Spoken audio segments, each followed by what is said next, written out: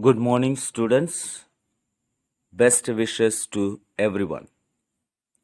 In the last video, we had studied about how the idea of the nation state emerged among the people of Europe. And different people had a different idea of liberalism.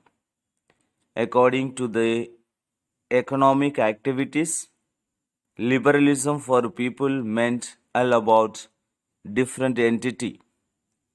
If you remember, last year we learnt about the three massive groups called liberals, radicals, and conservatives. All these three groups had a different idea about making of the nation state. In this video, let us learn something about their thoughts of nation states. A wave of economic nationalism strengthened the wide nationalist sentiments growing at the time. Economists began to think in terms of the national economy. They talked of how the nation could develop and what economic measures could help force these nations together. So the new conservatism after 1815, you know what happened in 1815? Napoleon was defeated.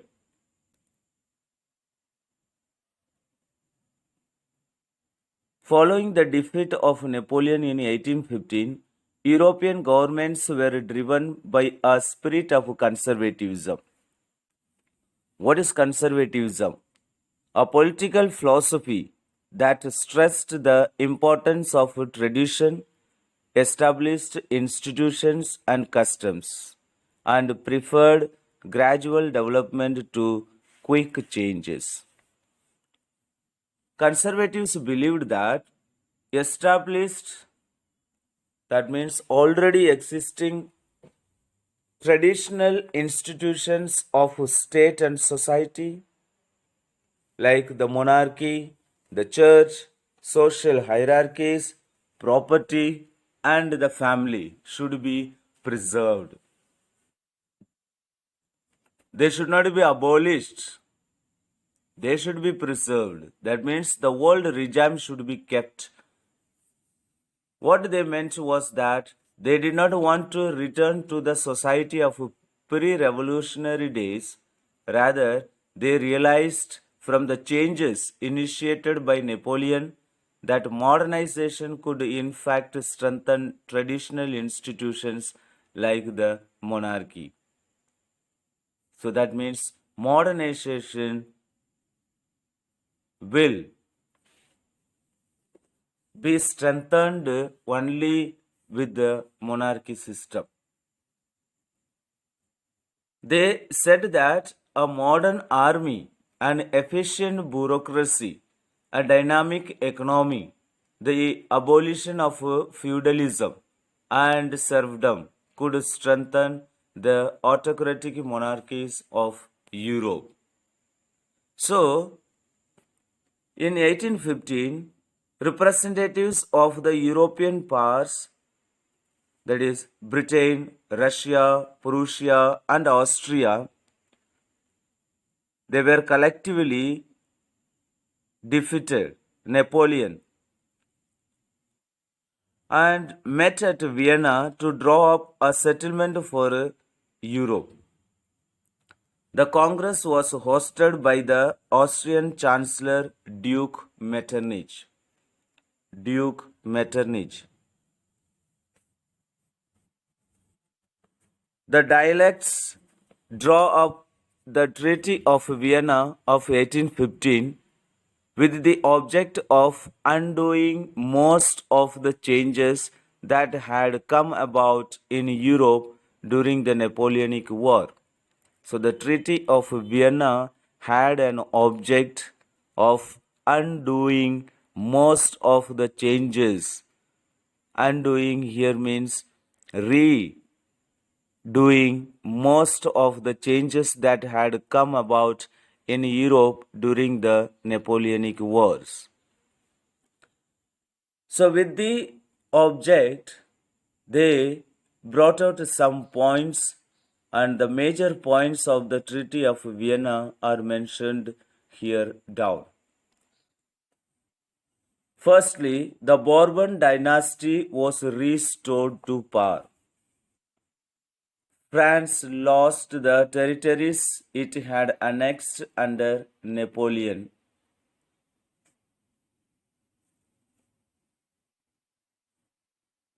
A series of states were set up on the boundaries of France to prevent its expansion in future. Fourthly, Prussia was given important new territories on its western frontiers, while Austria was given control of northern Italy. Fifth point the Treaty of Vienna had was German Confederation of 39 states. We have already learned that had been set up by Napoleon was left untouched. In the east, Russia was given part of Poland, while Prussia was given a portion of Saxony. Then the main intention of the Congress was to restore the monarchies that had been overthrown by Napoleon and create a new conservative order in Europe. So they had main intention, and the intention was that to restore the monarchies that had been overthrown by Napoleon and create a new conservative order in Europe. But the conservatives had some characteristics. What are the characteristics of conservative regimes? Conservative regimes set up in 1815 were autocratic. They were autocratic. They did not tolerate criticism and dissent and sought to curb activities that questioned the legitimacy of autocratic governments. They never tolerated criticism. If anyone criticized their thoughts, they never tolerated. Most of them imposed censorship laws to control what was said in newspapers, books, plays, and songs, and reflected the idea of liberty and freedom associated with the French Revolution. So, most of these conservatives imposed censorship on the press, the media. One of the major issues taken up by the liberal nationalists who criticized the new conservative order was freedom of the press. But liberal nationalists opposed the monarchical forms that had been established after the Vienna Congress and believed that the creation of a nation state was necessary. So they believed that creation of a nation state also was very necessary. But there were another group called the revolutionaries. After 1815, many liberal nationalists felt fear and formed secret societies to train revolutionaries and spread their ideas to oppose monarchical forms that had been established after the Vienna Congress and to fight for liberty and freedom. Most of these revolutionaries also saw the creation of nation states as a necessary part of this struggle for freedom in Europe. One such individual was the Italian revolutionarian Giuseppe Mazzini. Giuseppe Mazzini was born in Genoa in 1807. He became a member of the secret society of the Carbonari. As a young man of 24 age, he was sent into exile in 1831 for attempting a revolution in Liguria. And secretly, he founded two more societies, and that were Young Italy in Marseilles and Young Europe in Berne. The members of these secret societies were the young men from Poland, France, Italy, and the German states. He believed that, Giuseppe Mazzini believed that God had intended nations to be the natural units of mankind. So, Italy could not continue to be a patchwork of small states and kingdoms. In the next slides, we will be learning about the different kingdoms that were found in Italy. All the states were ruled by different kings. The seven states were ruled by different kings in Italy. So that is why he believed that God had intended nations to be the natural units of mankind. The nation states are set up by God.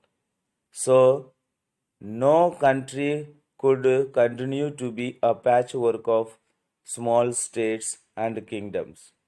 It had to be forced into a single unified republic. The states which are ruled by the kings are to be forced into a single unified republic within a wider alliance of nations.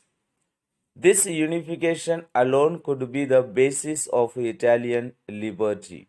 That was said by Giuseppe Mazzini, a revolutionary. Mazzini's relentless opposition to monarchy and his vision of democratic republics frightened the conservatives.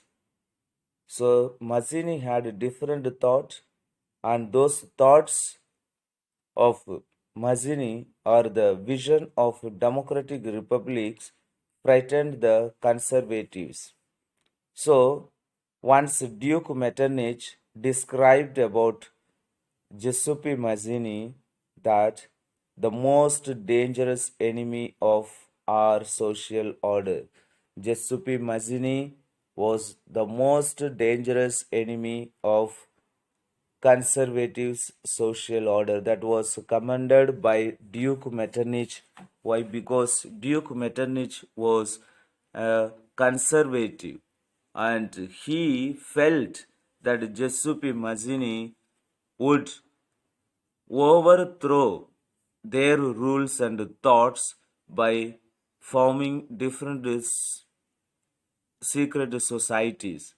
That is why, looking at his strength, Duke Metternich described about the Giuseppe Mazzini that he was the most dangerous enemy of conservatives' social order. So that's all for today's learning. In the next video, we will learn about the age of revolutions from 1830 to 1848 and the different notions of national feeling, and we will be also studying about the unification of Germany, Italy, and Britain, and we will learn about some of the important visualization of the nation, how they visualized the nation states. That also we will study with some of the allegories of the nations. So